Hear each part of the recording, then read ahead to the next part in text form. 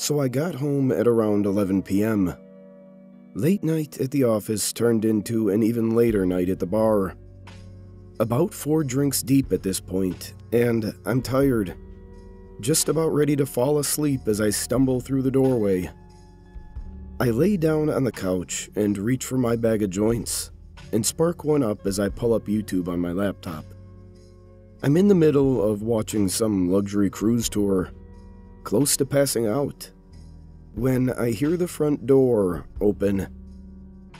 I sit up and turn my head slightly, just enough to see my roommate coming in. He hangs his jacket in the closet and doesn't say anything as he walks slowly to his room, which is normal enough. I'd been living with him for about 3 months. Long enough for me to pick up on most of his tendencies. The guy really doesn't talk unless spoken to, which was far from a problem for me. He also generally kept things clean on his end, never causing much in the way of problems. I really couldn't complain. So I go back to watching YouTube, and about 5 minutes later, I hear the shower in his room turning on. Once again, nothing strange. At this point, I'm watching bare-knuckle boxing highlights, with my eyes half open, maybe 1 or 2 minutes away from passing out. I remember waking up in darkness, my head hurting, my throat dry as hell. I sat up slowly, waiting for the grogginess to settle into something manageable. Once it did, I grabbed my phone, checked the time.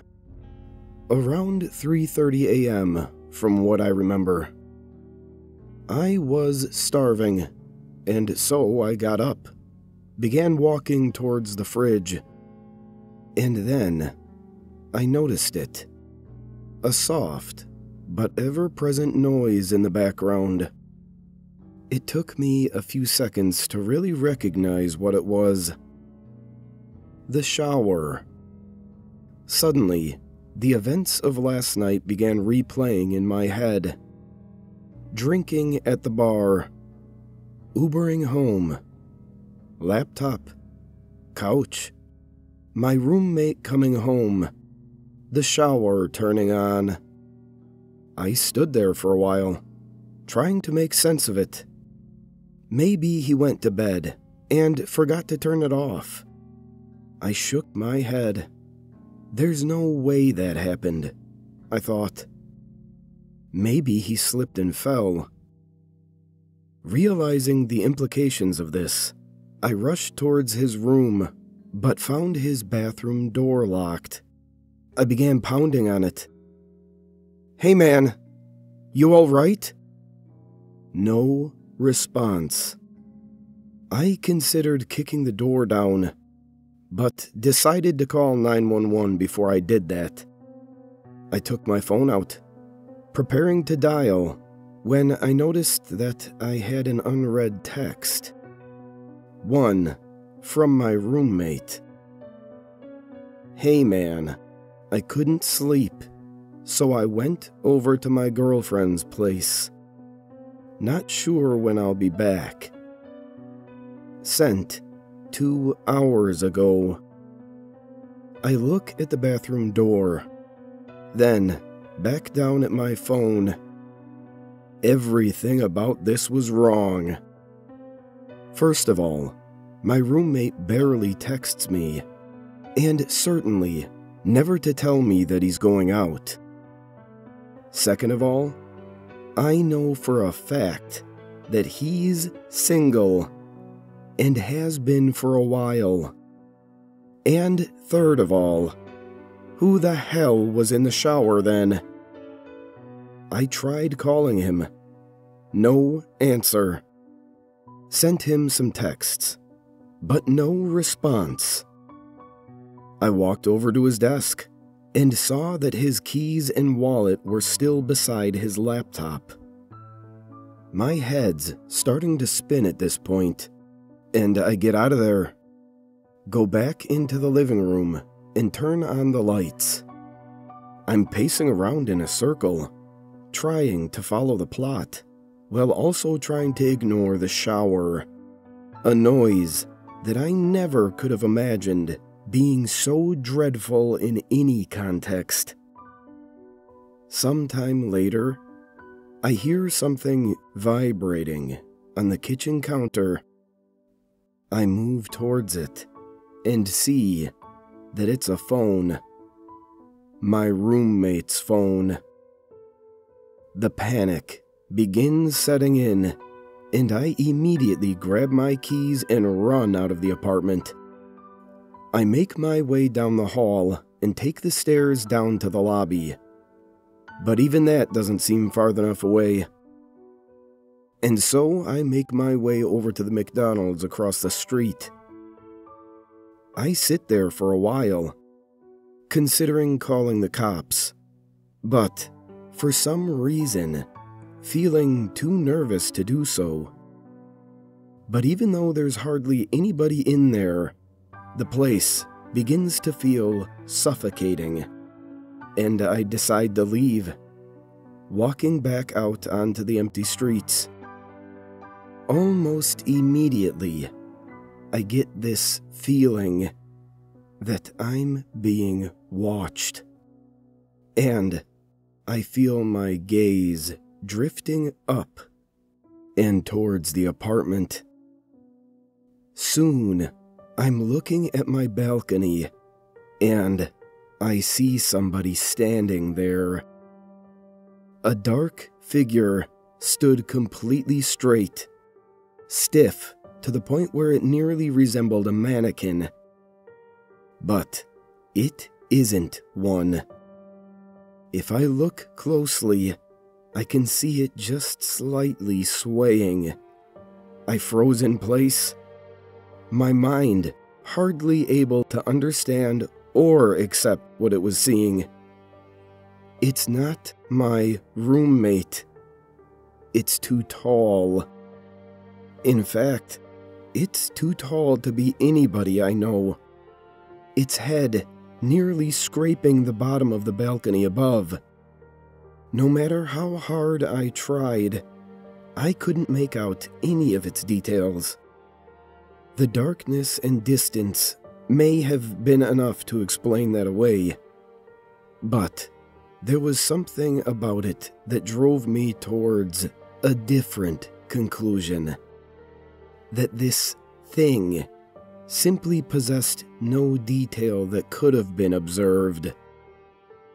That the only element of its composition was that of unadulterated darkness. Of course, my gut instinct was to get the hell away from it. But the voice in my head was telling me that if I were to try and run, this thing would end up following me.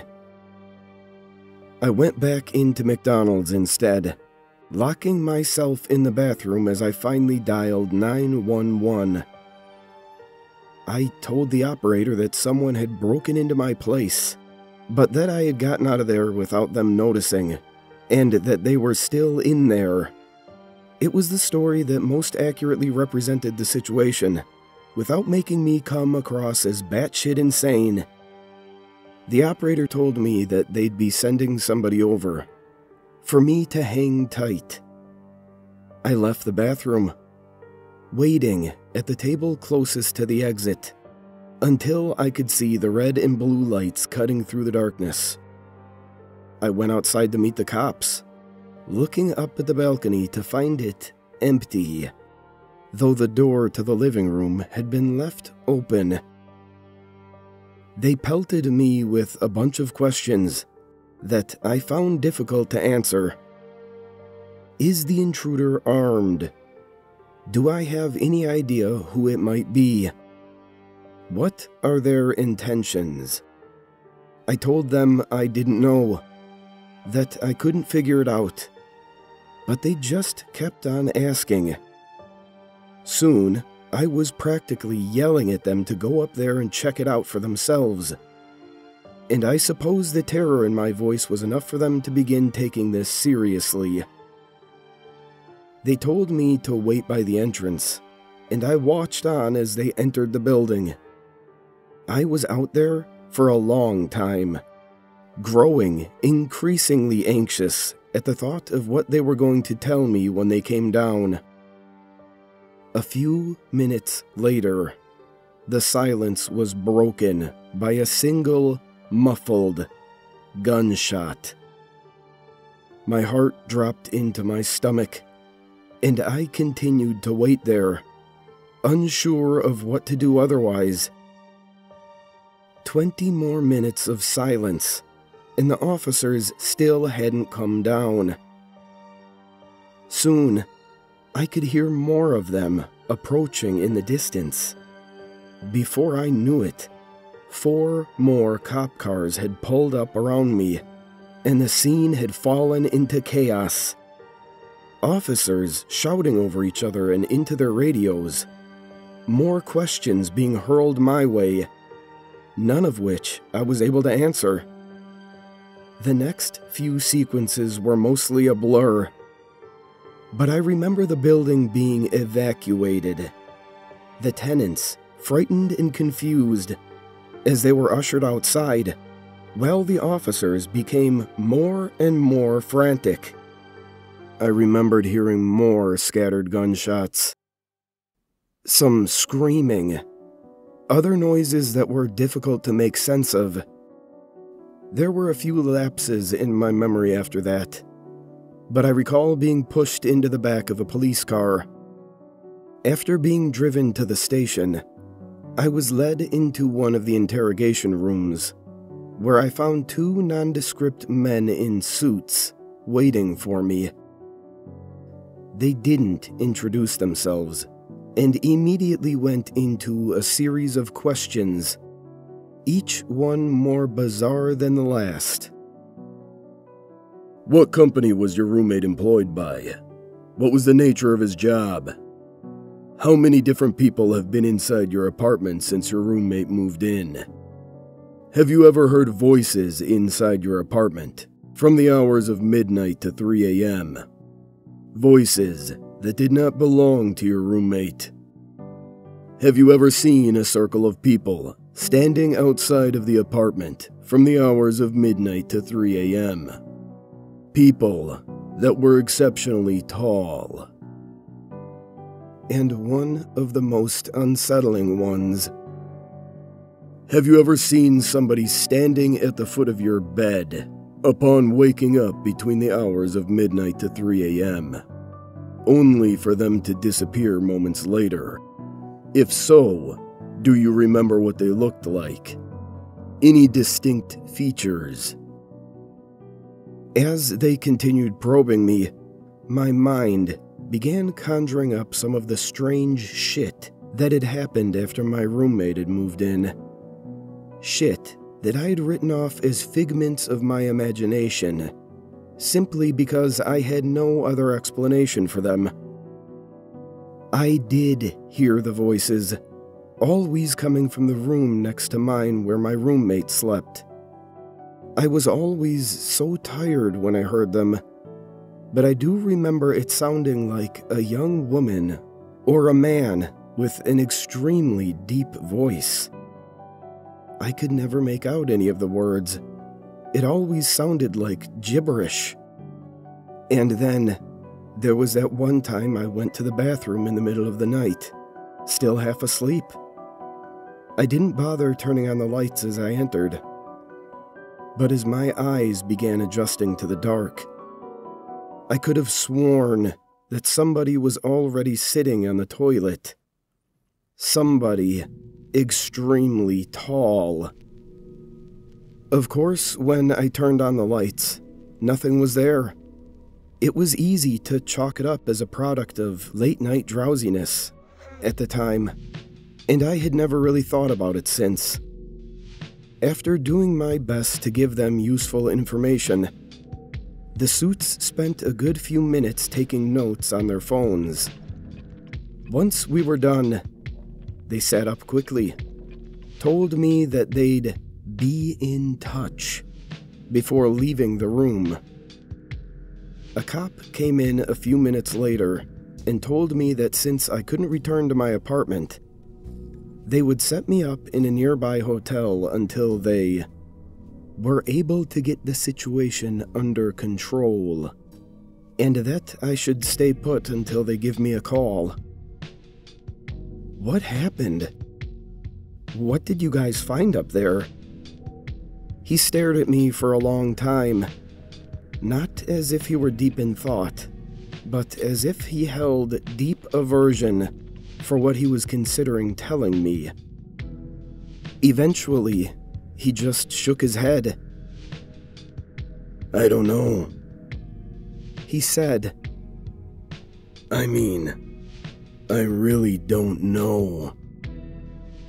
I nodded, tried to smile, though I'm sure it didn't come across very well.